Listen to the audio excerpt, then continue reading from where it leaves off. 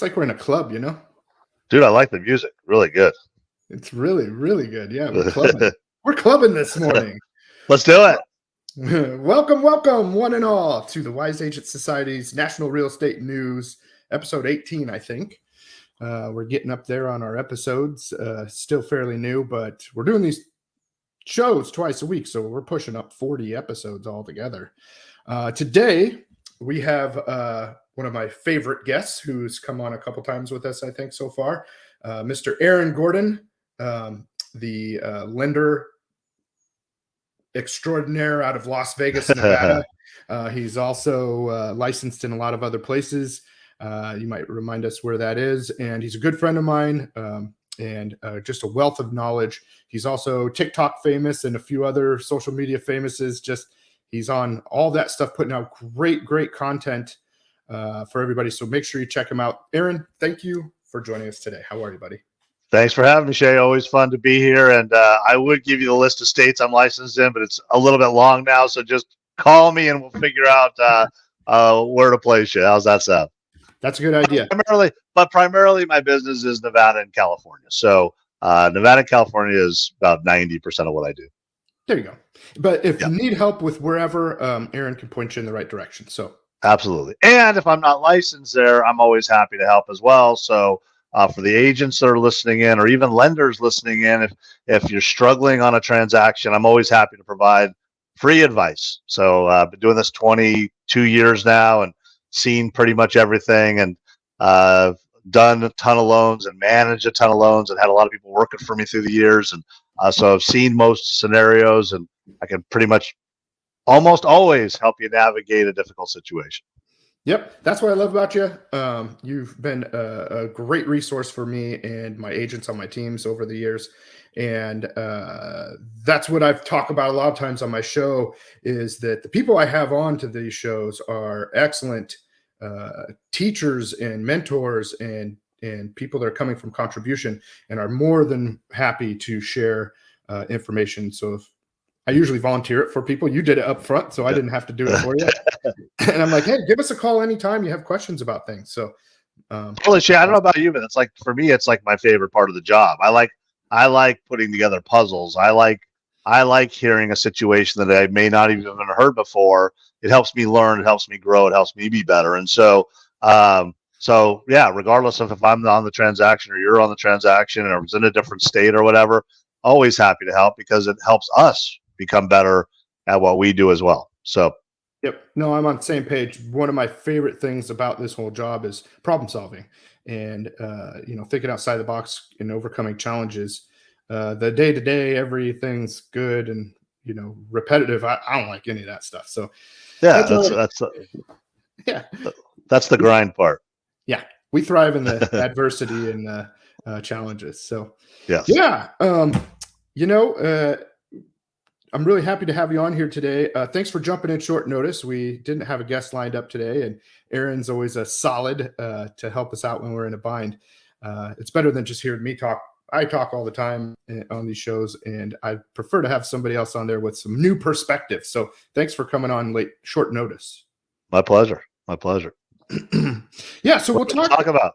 Okay. Well, yeah, I was going to say, well, first of all, for people that maybe haven't seen this, and maybe this is their first time seeing, we could just talk real quickly about how we know each other and then kind of how long you've been in the business. We'll give a little, synopsis there.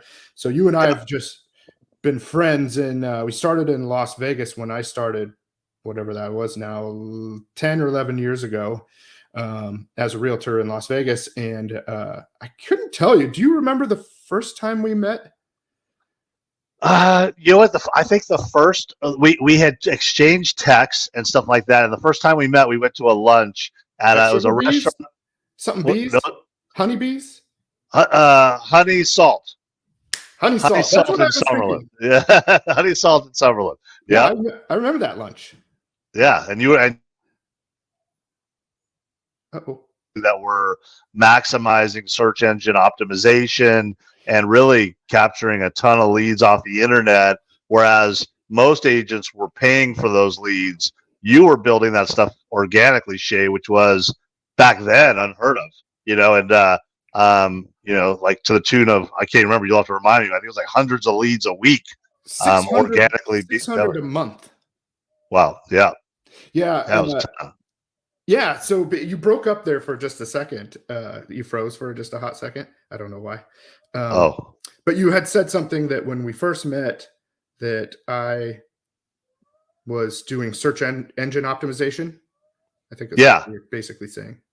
Yeah, you were one of the first people that I knew in the entire industry doing search engine optimization. I mean, the agents were buying leads.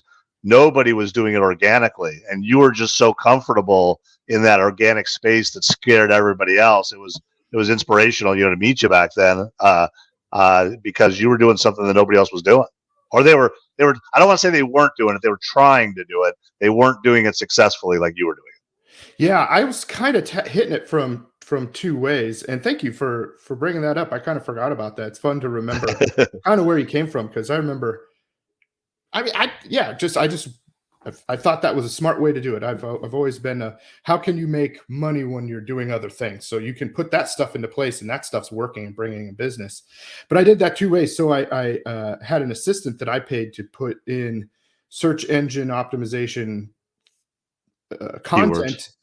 Into my website, which was a free website that I got from Keller Williams, which was market leader. And basically, we took all these different areas and just wrote 2 or 3 paragraphs on what the area has and whatnot. And we built this out too, so we kept doing it weekly, adding more places. And then secondly, I was doing a ton of work off of Craigslist when you could put HTML links in there. So between the two, we were getting a ton of traffic out of the deal. So it was awesome. 600 leads a month for free. Wow, amazing. Yeah, cool. Yeah, but I remember talking to you, and I know we hit it off really well. I really enjoyed hanging out and talking to you. And then I think even at that time we were talking about San Diego stuff too, I feel like. Yeah, I think I was in the San Diego market at that time, I think, when we first met. But I was in both. I don't know if I was yet. No, you weren't. You had lived there. You had lived there for a long period of time. You had worked there, and then you were now in Vegas, and you had goals to eventually bring that market into your fold as well. Yep, which I did, and then we were both doing that. Yeah, exactly. That it ultimately came true, right?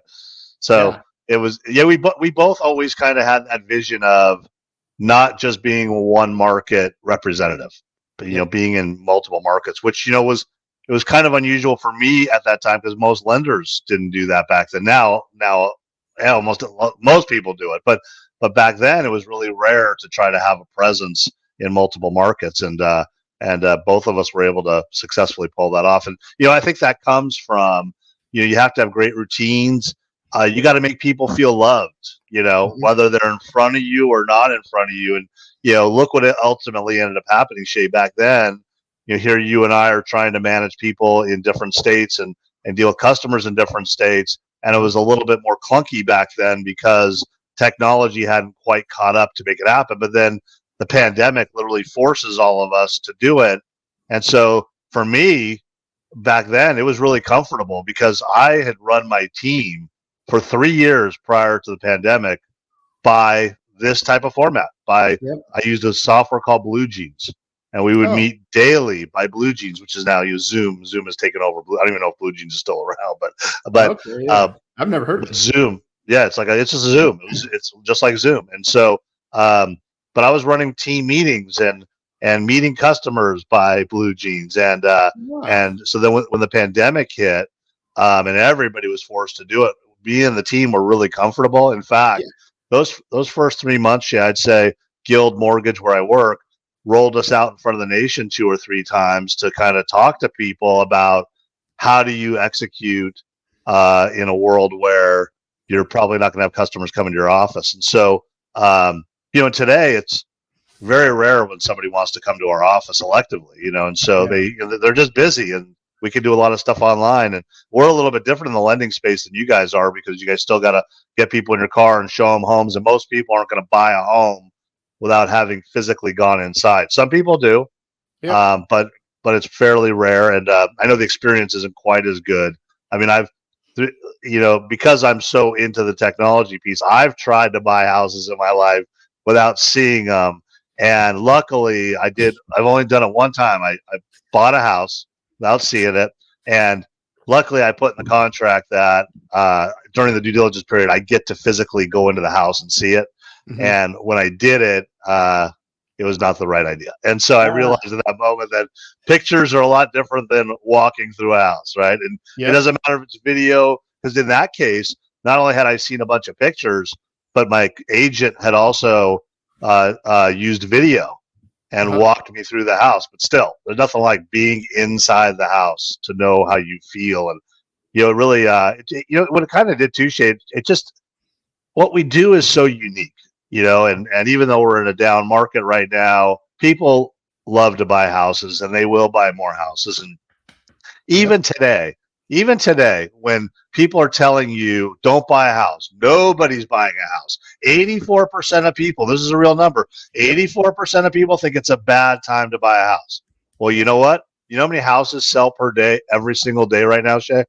In the nation, or? Yeah, in the nation. No, you tell me. 11,000 houses per day. Wow. And it's per day, every day, including Saturday and Sunday, including Christmas and New Year's. Every single day, based on the amount of sales that will be done in 2023, we only have 6 weeks to go. There will be 11,000 houses per day sold. And that is in a way down market. Okay. So it just shows you that people buy houses. Okay. And even you 84% that don't think it's a good time to buy, but you're obviously saying those 11,000 people are all wrong. Every single one of them is wrong, right? They're all wrong. 22,000 people. While we've been talking, Shay, probably 100 houses have sold, right? Yeah. They're all wrong. They're all wrong. You're right, right? And so we're going to go over that in a minute, Shay, why I think you're wrong. Why I think you're wrong. If you don't think right now is the time to buy, I'm going to tell you why you're wrong on this call. Okay, maybe we'll get into that right after this. But what it showed me, Shay, what it showed me is that, buying a house is such a personal experience and is an emotional experience. And it has to feel right, right? It's not always about the bedrooms and the walls and the bathrooms. When you walk in the door, like how many times have you got to look at a house and you walk in the door and immediately you say, just not right? Yep. Right? I mean, it's like immediately hits you. Or conversely, you're like, oh my gosh, this could be it. This is it. Right. Yeah. And you haven't even seen anything yet.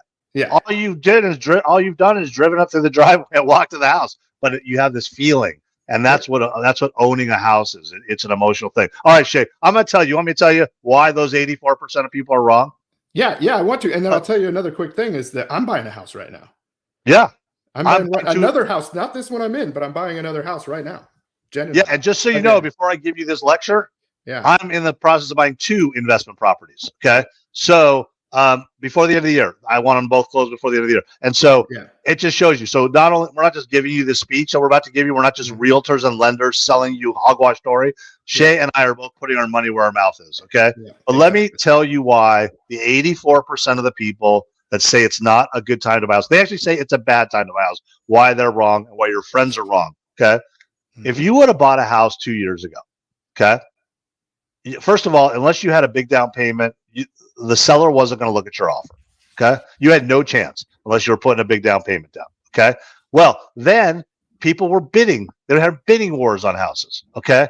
So people that bought a house in the last 1 to 2 years, a lot of those people are upside down today, meaning that the house is worth less than they paid for it because they overbid for the house because they got caught up in a frenzy. Now, they're not in any big financial trouble or anything. An asset's only worth is what you realize for it when you sell it someday. Mm-hmm. So even though it's down today, it's not that big of a deal. But, those people have 3% rates, 4% rates, but they paid $450,000 for a house that's probably worth $400 today or $420. Conversely, today, sellers, 40% of sellers are dropping their prices. 50% of sellers are willing to give you a seller concession, like closing costs, or pay your closing costs for you, or help you buy down the rate to something reasonable. So let me ask you a question.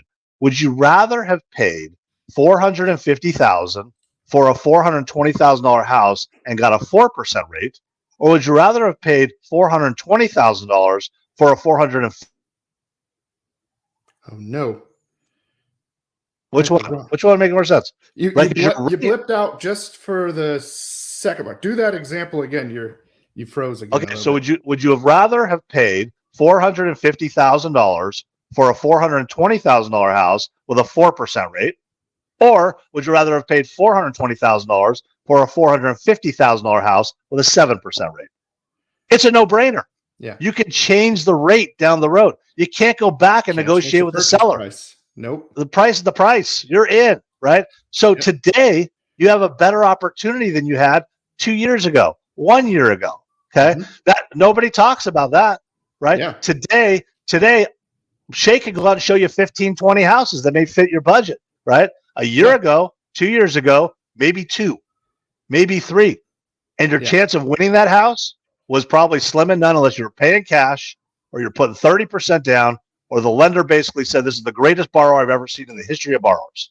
Yeah. And if you paid, $30,000, $50,000 over appraised value, appraisal gap. You had an appraisal gap. You're going in upside down on purpose to win. Yeah. Yeah.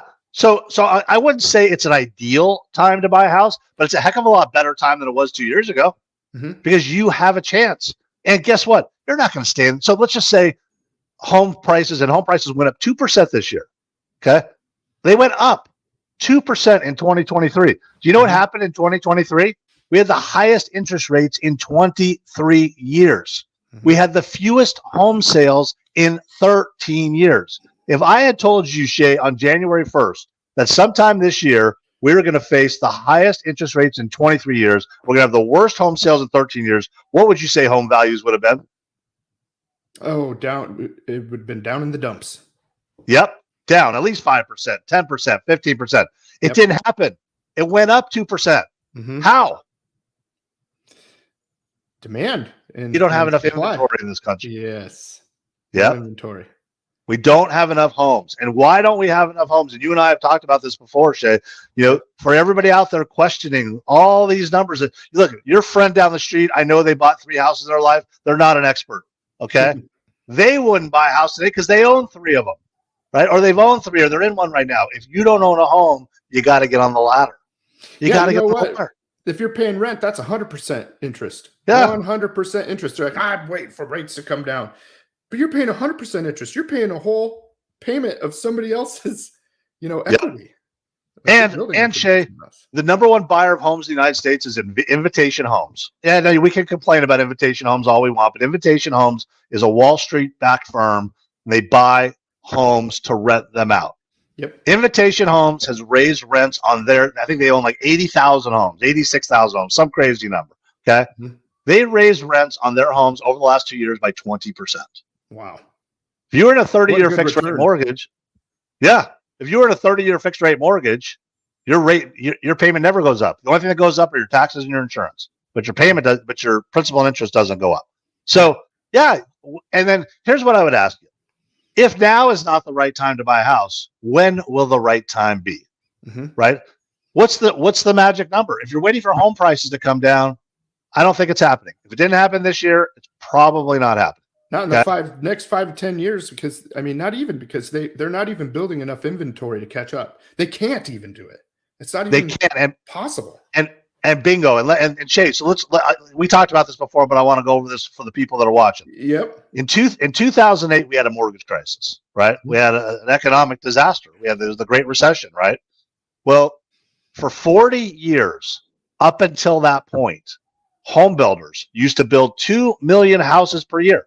So in the 60s and 70s and the 80s and the 90s, in spite of everything going on in the world during those decades, home builders built an average of around 2 million houses per year. Okay. Because they had to keep up with population growth, right? Yeah. Yep. 2008 came and they said, whoa. They almost all went out of business. The biggest Wall Street firms in the world were going out of business. We had an economic disaster worldwide, right? Yep. Pretty much created by us in the mortgage business, right? But so home builders said, you know what? We're not going to build spec homes anymore. And what spec homes was, if they bought a plot of land, they'd go build 15 houses without any sales. They would just open up a sales office and say, hey, we're going to sell 15. And so they'd sell 15. And as soon as they sold 5 of those first 15, they'd build another 15. And they just kept building on speculation, right? Well, in 2008, after they all got crushed, they said, you know what? No more speculation. When we sell a house, we'll build a house. So what happened was they went from 2 million houses per year to an average of around 600,000 houses per year. Wow. And that has been going on for 15 years, except for pauses. We had a pause during the pandemic. They didn't build anything, right, over that year and a half because they couldn't, right? They couldn't build it. Yeah. And in that 15 years, as a result of the mortgage crisis, every city in America has put in very strict building requirements, right? Really difficult to pull permits to build. Look, they get it done, but it's a lot more challenging today. It's a lot more expensive for builders to pull permits, to get permission where to build, what type of product to build. They have to go in front of city councils and city planners and all this stuff they've always had to do, but it's become a lot more difficult, a lot more challenging. So as a result, now last year they pulled a bunch of permits because interest rates were so low, there was huge demand, they pulled it. But for those 15 years leading up to last year, right, they built about a million to 1.4 million less houses per year than they normally built. So today it's estimated we have 5 to 6 million too few homes in the United States to meet our current demand. Okay. Yeah. So you tell me. Yeah. So you tell me, when you have big demand and low supply, what happens to prices? When you have medium-sized demand, and low supply, what happens to prices? Right. When you have low supply and low demand, what happens to prices? Still going up. Yeah, they still go up. So the only thing that's going to make housing prices go down is zero demand. And because the supply can't come. It's not a product that you can go make in 30 days, right? And the builders, like you said, just still won't build them on speculation. So they're never going to catch up. We're never going to catch up. We're never going to catch up. And that is why, Shay, that you have the Invitation Homes of the world buying single family homes, because they know it's a no-brainer. They don't care if home prices go up or down. Yeah. All they care about is the cash flow from the rent, because they know that you, who say it's an 84%, that say it's a bad time to buy a house, most of you are probably never going to buy a house. So as a result, Invitation Homes is going to supply you with a nice, beautiful 3-bedroom, 2-bath that looks like you own your own home in a really nice neighborhood. For today, $2,600 a month. Tomorrow it'll be $2,800 a month. The next year it'll be $3,200 a month. Then it'll be $4,000 a month. And someday you'll wake up and you'll say, wow, my neighbor who owned that home has $200,000 of equity or $300,000 of equity, because the average homeowner today has $200,000 of equity. So you're going to live in a neighborhood that's 95% owned by their homeowners, and your neighbor's going to be growing wealth. You're probably going to be paying almost as much per month as they are in rent, and you'll have nothing at the end of it. Actually, over time, you'll pay more. Over time, you're going to pay more. Right now, Shay, it's an excellent point. Right now, we live in a period of history where it is cheaper to rent than to own, just because of where interest rates are, in most cities. But like you just said, that'll flip, right? Yeah. That'll flip as rents rise, right? And then as mortgage rates come down. So here's what I'd say. It is a scary time to buy a house, but it's always a scary time to buy a house. Shay, tell me the story about the first house you ever bought. How afraid were you? Well, it was a mixed bag. Because I wanted to, and I love my in-laws, don't get me wrong, but at the time we were feeling squeezed. We were living with my in-laws, so we bought a house by the pig farm, which I've told this story on some of these shows before. So people don't know about the pig farm in Las Vegas, but there was a pig farm in North Las Vegas. It's not there anymore, but we bought this house there for $50 a square foot. It was like an 8-year-old house, and I bought it for $130,000, $135,000. But yeah, we were nervous. And you know what else too? And I was new in real estate. No, it was right before real estate. So I was a trucker. I was a truck driver before that. I had my own trucking company. But anyway, it was 5.75% interest rate. And I didn't think twice about it. I was like, cool, make it 8. I don't care. Like I want to buy a house. Yeah. So it was exciting, but also it was, there's a lot of anxiety with, well, now what do you do? And then we had to do fixes on the house. Not a lot. Yep. It's a lot of sweat equity just right away. And it was awesome. So I love, so what I love that he said that he did was he bought in an area that not a lot of people would have loved to buy in, because the pig farm, there was a big stink around the pig farm. Yep. Right? There was a smell. Such a good deal. But yeah, it did stink bad. And so Shay, not happy. in you. The real estate business didn't stop because you're not buying a house. There's opportunity out there. Look, the opportunity, if you live in Las Vegas, may not be to buy in Summerlin or buy in Green Valley, Sure. right? I mean, that you could be priced out. Start somewhere. All of us were priced out at some point. Start somewhere. Start in a condo. Yeah, you may not love condos, but get on the ladder. Get on the real estate ladder of building equity in something and owning something for yourself. I don't care if it's a 1-bedroom condo and you have a family of 4 and you got to squeeze in there. Guess what? A lot of people did it. We used to have things called tenements in this country, right? So, you got to start somewhere. And whether it means a condo or whether it means more rural or whether it means convincing your boss to let you work remote and go buy in a city like Shay has a home in Iowa. The prices in Iowa are not the same prices they are in Las Vegas. Okay. The prices in Oklahoma and Missouri and other states like that are not like they are in Las Vegas. You can go somewhere and you look, I don't want to live in Missouri, Aaron. You know what? Go for a few years, build some equity. You're making an investment in yourself. It's temporary, right? And so get on the ladder, build some equity, come back into the market. You know, Shay, I mean, one of the most frustrating things in San Diego was always, probably for you too, is we'd get these first-time home buyers where they're getting like $100,000 gift from mom and dad or a $200,000 gift from mom and dad, and they couldn't afford a house because the average price is like $800,000. And they both make maybe $100,000 each, the two people. Yeah, they're making $200,000 combined. Yeah, they have amazing jobs. They have $100 to $200,000 in gift from parents, and they can't find an affordable house. So the advice was always, you know, there's some towns about an hour away. Yep. Right. You may have to start there, or a condo. Marietta, those are good starting places. They're starting, and your commute's going to suck, right? Your commute's going to suck. But think about this: the average homeowner today has $200,000. Right. So if you're not getting on the ladder, you got to get on the ladder. Yep. Yeah. No. So I started with the pig farm house. That was our first house we bought. And, you know, we've moved, we're going on 21 moves now, when we finish this one. But so we've moved a lot of times and, you know, we've lived in, Del Mar in a multi-million-dollar house, you know, so we started in the pig farm, then we got up to the most expensive, one of the top 3 expensive areas in San Diego. So the point there is get started somewhere and keep working your way up. That's what it is. You got to get started somewhere. That's it.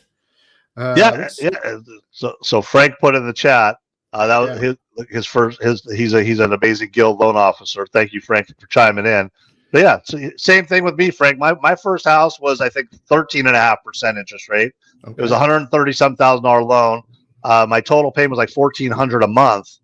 I still don't know how I afforded it. I was making like $6-7 an hour, and my ex-wife was making about the same, and I still don't know how we afforded that house. But yeah, I mean, that's an excellent point. Excellent point. And the first one's always going to be scary because you feel like you're biting off more than you can chew. You always do that first time. But what I think is always amazing, and look, I've been associated with tens of thousands of loans in my life.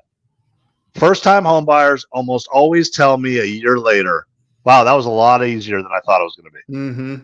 The number looks huge until they change their life around it. Because a lot of stuff changes when you go from a 1-bedroom apartment to a 3-bedroom house. You start to meet your neighbors. You start to do different stuff socially. You know, your kids. You have maintenance. Yeah, you change your life around your home. And it's not for the worse, it's for the better, because you're creating wealth, and then you're creating community, and you have pride in your home. And there's so much more that goes into it. You know, Shay, you're too young, but when I first started in the business in early 2000s, there was no talk of home appreciation. It was not the way we used to sell the product was you get to paint your walls, and you get to actually get a tax write-off every year, and that's the benefit of home ownership. There was no 200,000. You know, my first home, and Frank, chime in here on yours. My first home, I think I paid $140,000 for it. I sold it 6 years later for $165,000. Yep. At $25,000 over 6 years. And by the time I paid agents commissions, I didn't make anything. I mean, and so, but that was the way we used to do it. But I did have a little bit extra money because I had my down payment money that my parents had gifted me, and I had a little bit extra from my 165, and I bought, like you said, then I bought the next house that was in like 270 range, and then the next one, which is like the 600 range, and then it just keeps going, and that's how you build the wealth. Yep. And you know what? Here's a cool perspective that I didn't think of or know about, or I don't know. It just hit me one day. Is that new home buyers out there, if they're in an area that they can actually afford to buy a house, they don't know any different. They don't know what prices used to be. They don't know what interest rates used to be. Now, I do have some a military couple that are great people. That there's people are telling them this is a terrible time to buy. You know, the interest rates are just too high and this and that. And I'm like, well, let's talk about it. It depends on your financial situation. Everybody's different. I'm not just going to say that it's automatically a good time to buy, but there's opportunity here. And I want to tell them, but, and I will, I'll go over that with them. But my point is that for people, and also if you think about how much, well, gas isn't maybe the craziest it's ever been right now. But anyway, just the cost of goods in general. When you're coming into the world as an 18-year-old, 19-year-old, whatever, when you're first getting into the world and you're paying rent, you're going to live with like a ton of roommates. You're going to eat ramen. Everything's too expensive anyway. You don't know. You know, you've never paid for anything, so everything's super expensive. And so you're just like, okay, well, how am I going to figure this out? You know, so you just figure it out, right? You go get a job that probably starts higher than what your parents started when they started a job. And so everything just is the way it is for the new people. Yeah. And I forget about that because they're going to figure it out. Or they won't. Yeah. But for the most part, they'll figure it out and then they're just going to buy houses. So there's still people out there, even new home buyers buying. Now, maybe not in every market and maybe not, you know, San Diego is just one of the toughest ones. So that's it's impossible. Kind of a bad example. But almost anywhere else, well, you know, there's lots of other options in other places where that you can still find affordable options. Well, and again, if you're in Las Vegas or any market, right, go on Zillow, do homes under 250,000, under 300,000. You're going to see a lot of homes. Oh, yeah. Now, what you're going to say to yourself is, oh, that neighborhood sucks, or that one's too small, or that's whatever. But guess what? Those are affordable homes. Yep. You can afford that home. Now, you know, you got to make a decision. You got to go drive the house. You got to go look at the house. But you know, that may be the answer. Maybe the answer is buy one of those as an investment. Maybe you don't. You don't have to buy a house in your neighborhood or in your city. You can buy a house in Ohio or Michigan or somewhere else and live where you're living. And that's a good way to start building equity and get in the game. Totally. I mean, Shay, I told you that I'm trying to buy 2 investment homes before the end of the year. One of the markets I'm looking in is Nashville, Tennessee, because Nashville has there's a lot of people hot moving there. There's a lot of homes under $300,000 in the not in downtown Nashville, but in the surrounding areas. The rents have stayed up on those homes. Those homes will cash flow with 20-25% down.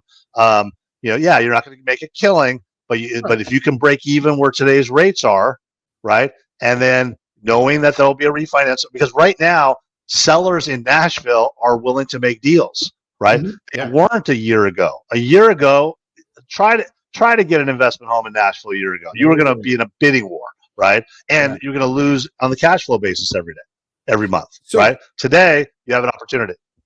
100%. So Barbara Corcoran? How do you say your last name? Corcoran? Yep. Corcoran. She had posted something about, you know, in the next, when rates come down, and they will at some point, we don't know exactly when, even though there's some speculation, maybe even as soon as April, right? I think that you and I were talking about that. And what's going to happen to home prices when rates go down in the 5s? They're going to go through the roof.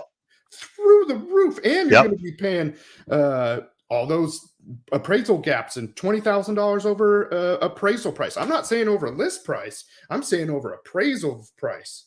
So you're going to pay the difference to the seller above what the house is actually worth. And there's going to be 10 other people that will do it if you don't. So right now there's a huge opportunity to get these things. And like you said, there are deals to be had right now. Everywhere I'm seeing it. You can see the opportunities. They're on the market for, you know, whatever you want to call it. Depends on which market, but maybe they're on for 3 months or 6 months and they shouldn't be. So there's room. And then you can pull up all kinds of other information. So that's why it's good to get with a really good real estate agent and a lender team so that you can think of things. So I like to look at what they paid for it and when they bought it and what their mortgage is on it and probably what they have left. Then you can see how much room there is there. If they were a VA buyer a couple years ago and they didn't put anything down and that, they're upside down, well, then there's not a lot of room to squeeze on that or to negotiate, so to speak. So yeah, great. Yeah, exactly. Right now is the time, because once rates come down, there'll be bidding wars. We just talked about the inventory thing. So right now, if you're an investor, and it's a lot easier for investors, right? Because they're putting a little bit bigger down payment. But investors right now, it's a no-brainer. I mean, if you can make it pencil, like, you have to make it pencil from a cash flow perspective. That's the challenge. Yep. And so, like you said, it's not for everybody. Not every home is going to meet that, but there is opportunity, and that's what you can't just shut your blinders to. 85% or 84% say it's a bad time to buy a house, right? There's opportunity in the market. You just got to work a little harder to find the opportunity. But when you find it, it'll make a lot of sense. Hey, Tara, do me a favor. Bring up one of those. Yes. Bring up the one. Here we go. Real quick, I want to say a couple of things. Shout outs to people. So you got Bob Lewis up there. He's talking about how we have a love story, very romantic. That's funny. He said 458.3 houses per hour. And then Kevin Wool, our homeboy from Las Vegas, the home warranty guru, he says, "Hey, what's up?" So I said, "What's up, Kev Dog? I hope you're still watching." What's up, Kev? Hey, and so Shay, we've been on for like 40 minutes. So to Bob's point, like 300 and some houses have sold already while we've been on this call. See, so there you go. I think I froze for a minute there. You froze for a minute there, but yeah, you're good. Okay, so the first one is 8% rates are historically more normal than 3% rates. Yep. So this is a chart of interest rates. I can't see it because it's blue, but I can't see what that first year is, but it's like 40 years or whatever. 1975. Yeah. So that's 50 years. The last 50 years, we've had more 8% year rates than 3% year rates. Okay. Yep. Let's go to the next one. Oh. Okay. Shay, to your point. Okay. Affordability is. So today it's at one of its lowest points ever, right? See that on the far right? See how low that graph is? Affordability, yep. Mm-hmm. Yeah. Okay. So housing affordability is super low. Well, go back to when your parents and grandparents bought a house. What's those years on the far left? 81 is the so in the early 80s, housing was less affordable. Yeah, houses were $50,000 and $60,000, but your parents only made $4 an hour, $3 an hour. The average income was like $17,000 a year. So a $60,000 house, when you're making $17,000 a year, is a lot less affordable than whereas today, where the average, I think the median income is like 80-something thousand or 90,000 per year, right? Mm-hmm. So yeah, it's not very affordable right now. I'll give you that, but it's not the least affordable ever. And for those people that say back in the day when houses were $60,000, back in the day when houses were $70,000, but back in the day was much lower. Yeah, back in the day when your parents made $15,000 a year, right? Same time, right? And so I think I have one more, Tara. Yeah. Okay. So here's what's interesting. We're talking about what happens when, right? 84% of you say it's not the right time to buy a house. Okay. 72% of people, and they interviewed potential home buyers, people that have expressed an interest to buy a house, okay, will not accept a rate higher than 5.5% for their next mortgage. Okay. Once you get to about 6.5%, it's pretty easy to buy the rate down to 5.5%. So we're at about 7.25 to 7.5 today. Yep. When rates get down to 6.5, 72% say they're coming off the sidelines. And what do we talk about? So here's your choice. You don't have to buy today. You could join that 72% and wait for rates to get down to 5.5%. Yep. And you tell me what's going to happen. You can compete with those other 72%. And watch the prices skyrocket. You know what? I heard this other post today from my good buddy Gage Lujan. I don't know when he posted. It might have been yesterday, the day before. But he heard, this is a bunch of regurgitation. But for every percent of mortgage that it goes down, 5 million buyers go into the market. Does that sound right? Have you heard that? That's about right. Yeah, that's about right. So just think of that. It's about 1 million every quarter point. So what's happened today is there's a lot of you I know that just can't afford anything today, right? Because of where rates are. But at least be looking. Be looking for when your magic number comes, and be willing to push it a little bit. And like we talked about, be willing to explore. Think about a condo. Think about rural. Think about remote work. Think about whatever it takes, because when you think about your job, let's say you're making $50,000, $60,000 a year in your job, right? There have been years where homes have appreciated that much. Now, I'm saying those are anomalies. Those are very, very, very rare. Okay, homes usually appreciate about 5% a year. Okay, but if you think about a $300,000 home appreciating on an average 5% a year, that's $15,000 per year, right? If you're making 50 in your job, you're giving yourself a 33% raise every year by just owning the home. It's funny. From buying and selling all the houses we have in our time, Terry, you can take that graph down, I think, now. Yeah. But all the houses we've done and the amount of money we've made per house, I mean, it literally bumps our income up maybe even like $100,000 a year or more. Yeah. Yeah. And people think we're crazy for moving so much, but we like it, and we are crazy. But yeah. Yeah, that's a lot. 21 moves in how many years? A lot. That's a lot. 16, 12 years, 16 13 years. Yeah. 16 years, 20 moves. That's a lot. But so we've presented you the numbers. Obviously, it's a personal decision. Buying a home is a personal decision. It's not for everybody. Look, and there's nothing wrong with being a lifetime renter either, if that's what makes you comfortable. Just know that you will not create the wealth, in all likelihood, that your neighbors will have created, because the number one wealth creation vehicle in the United States by far is not Bitcoin. It's not the stock market. It's real estate. And so somehow, some way, even if there's a website called Arrived, Shane, I don't know if you've seen Arrived, but Arrived was started by Jeff Bezos, and you can buy into investment properties and rentals and nightly rentals, VRBO, Airbnb, for as little as $1,000. Okay, you got to go through some questionnaires. It's not for everybody, but if nothing else, go on the Arrived website, check that out, and get your foot in the door on real estate there. I mean, those homes have all been appreciating as well. Not as much this past year, but they also have rental income, and so they pay dividends to their investors as well. So check that. There's a lot of different ways to get involved in real estate without having to buy a primary home. Is that one like a fund then? Because you're not an owner on a specific property. You're probably no, you are. On a specific property? Own a specific property. So what happens is they bring these homes. Yeah, they bring the homes up on their site, and you say, I want to buy $500 worth of that home, and they describe the home. They tell you what city it's in, why they love it, why they think it's going to rent. They tell you if it's a nightly rental or a full-time rental, what the projections are for the next year, 3 years, 5 years. There's a lot of data there. It's a pretty cool thing. It's a pretty cool thing. So I wonder if they cap how many people can buy into each house. They do. Because once the house is sold, that's super cool. Yeah. So if it's a $400,000 house, once they've paid for the house, it's over. Yeah. Wow. Yeah, it's pretty cool. That's a cool idea. It's a cool idea. A really cool idea. And do they have like a plan to sell in X amount of years, probably, so that it matures at some point and they sell the asset? I think you got to look at I think if you drill down to each house, yeah. That's cool. Yeah, cool. Yeah.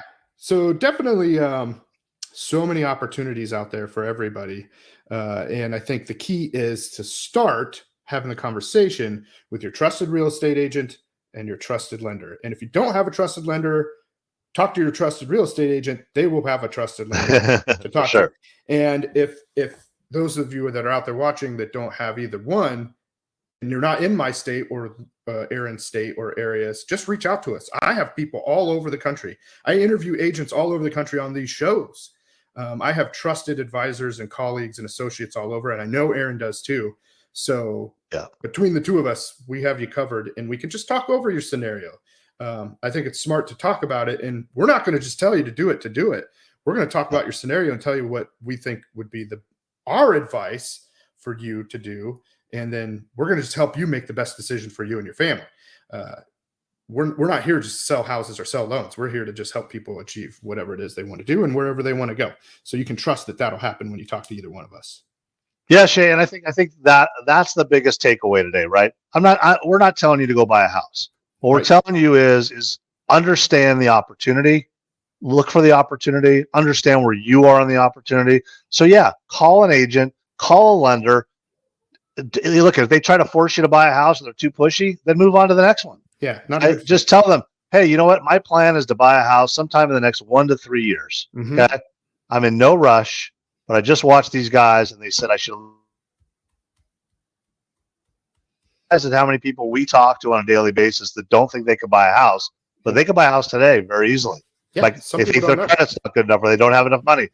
And a lot of times they can't buy a house today. But even if that's not your goal, at least understand where you are so that you can meet your goal when the time comes. Because what you don't want to have happen is a year from now, 2 years from now, say, now I'm ready to buy a house. And all of a sudden you got some things on your credit that should have been handled 6 months ago, 2 years ago, whatever. Or you didn't save enough for down payment.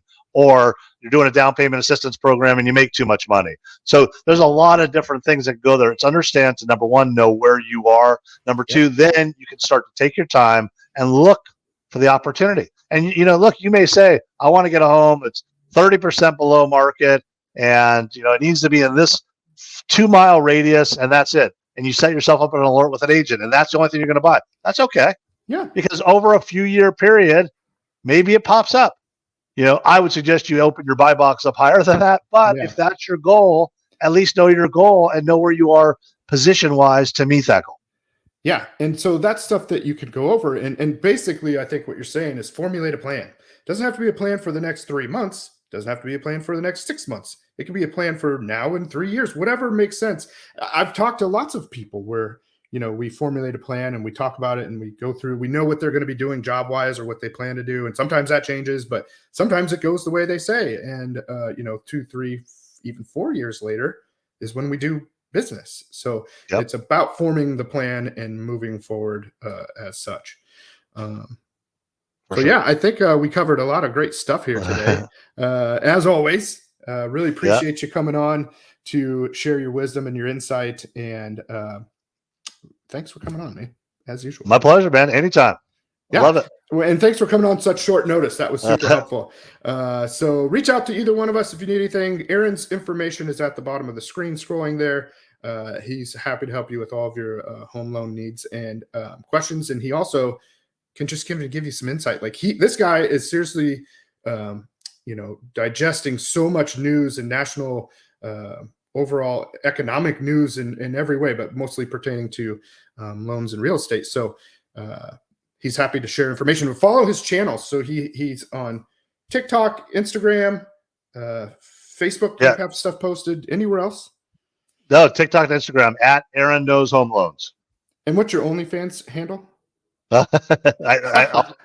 I'll put that in the private chat. Oh, that's secret. Yeah. Okay. No, always a pleasure, Aaron. Thanks so much, buddy. Have a great day. And we'll see you all soon. Catch you next week on Tuesdays and Thursdays at 11 a.m. Central Time or 9 a.m.